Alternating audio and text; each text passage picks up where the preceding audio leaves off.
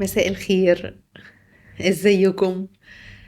انا عارفة دلوقتي ان انتي لو قلتلك يلا بينا نتمرن او يلا بينا نلعب رياضة، هتقولي لي لا مستحيل، ده انا مفاصلي موجعاني وانا بقدر اتحرك، ده انا ظهري مقطوم. هقعد اتنطط او هقعد اشيل حاجة تقيلة او هقعد اتمرن في الجيم؟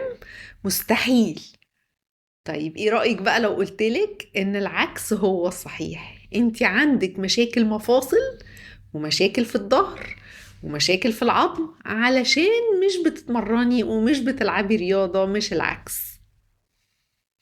بصي بقى، احنا كستات مع وصولنا لسن الأربعين أو لما بنقرب منه، بنحس دايما ان مفاصلنا كلها وجعنا وظهرنا وجعنا، وبنبتدي نلاحظ خشونة في الركب، آلام في الظهر، وأحيانا مشاكل في الفقرات. طيب ايه علاقة وزننا بالكلام ده؟ خلينا نبسط الموضوع. ليه بتحصل لنا المشاكل دي؟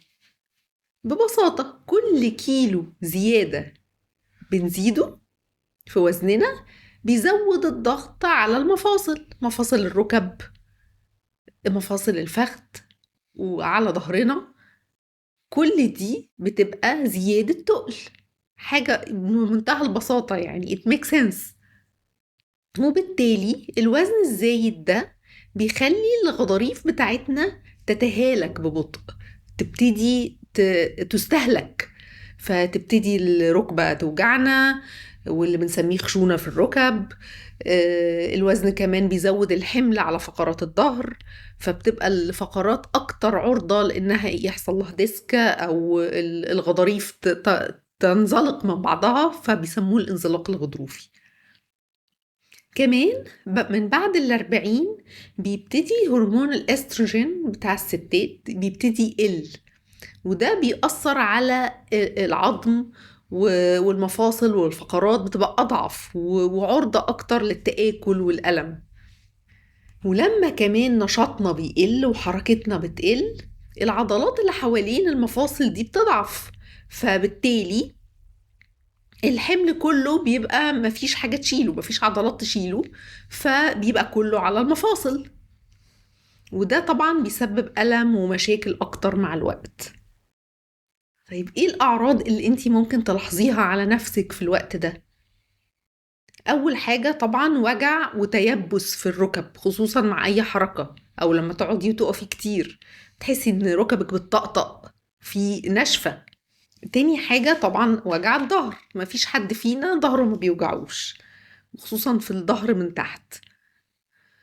ولو في بقى طبعا انزلاق غضروفي او ديسك بيبقى طبعا الالام اكتر، ومع زيادة الوزن برضو بتبقى الالام اكتر والوجع اكتر وقلة الحركة اكتر. طيب ازاي بقى نزول الوزن والتمارين والرياضة بيحسنوا الحالة؟ طبيعي، طالما كل كيلو في وزن بيزيد في وزنك بيأثر على بيبقى حمل تقيل على الركب وعلى المفاصل، فكل كيلو بتنزليه من وزنك ده بيخفف الحمل على الركب والظهر والمفاصل. فأي تمارين بتعمليها بتقوي كمان العضلات اللي حوالين المفاصل دي، فالحمل ما يبقاش على المفاصل، يبقى في عضلات شايلاه. وبالتالي طالما في عضلات شايلة الحمل عن المفاصل، فبكده المفاصل بتكون مسنودة، تتحمل أكتر والألم بيقل، والعضلات بتهدى والتيبس ده بيروح، والحركة بتبقى فليكسبل، حركاتك لينة، الموبيليتي بتاع جسمك بيتحسن، تقدري تتحركي أحسن، مع أي بذل مجهود ما فيش وجع في العظم، وهكذا. فحتى لو كانت التمارين بسيطة خالص، فالرياضة نفسها والحركة بتحسن جدا من الدورة الدموية، فالدم يوصل يغذي المفاصل، وبتساعد أكتر إنك تحسي بنشاط وحيوية. فالخلاصة يعني، الخلاصة إن أنتي لازم تتحركي وتنزلي وزنك، علشان هم دول مفتاح الحفاظ على صحة مفاصلك. ومش بس مفاصلك، لا، فقرات ظهرك وكل عظمك بعد سن ال40 بالذات. يعني العكس، ان انتي بدل ما تقولي لا انا خلاص وصلت ال40 رياضة ايه اللي هلعبها دي، لا بالعكس، انتي لازم تلعبي رياضة خصوصا علشان انتي وصلتي لل40، وعلشان تفضلي نشيطة وتقدري تتحركي بسهولة بدون وجع. طيب احنا بنعمل ايه بقى في زنبليطة فت؟ احنا بنحببك في التمارين والرياضة. ازاي؟ احنا مختارين تمارين ورياضات كلها مغلفة بفن، فانتي هتفضلي قاعدة مستنية ميعاد الكلاس عشان تشتركي فيه وتحسي بالمتعة اللي كلنا بنحس بيها مع بعض كجروب سيدات.